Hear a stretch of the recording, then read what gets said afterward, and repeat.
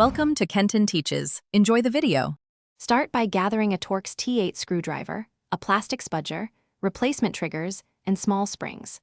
Power down the controller and remove the battery before starting any repairs. Work over a clean tray to keep screws and parts organized while you open the shell. Peel back the soft screws cover carefully and remove exposed screws with the T8 driver. Use the plastic spudger to separate the top and bottom halves gently along the seam. Keep track of each screw and spring in a labeled section of the tray. Flip the exposed board to reveal the trigger assembly and springs under gentle light.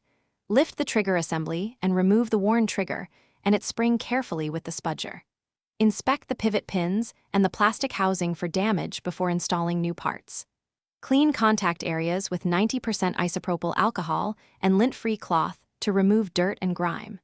Install the new trigger, seat the spring correctly, and ensure the pivot pins align without forcing them. Cycle the trigger by hand several times to confirm. Reinstall the board and route any ribbon cables back into their connectors before closing.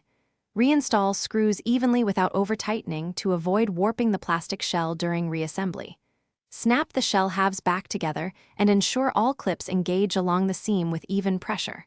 Reconnect the battery, power on the controller, and test trigger response in the accessory calibration or a game. If triggers feel sticky, apply a tiny drop of silicone lubricant to pivot surfaces and cycle them until movement feels smooth.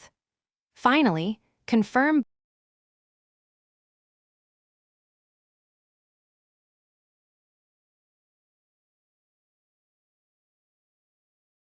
Thanks for watching. Please subscribe if this video was helpful.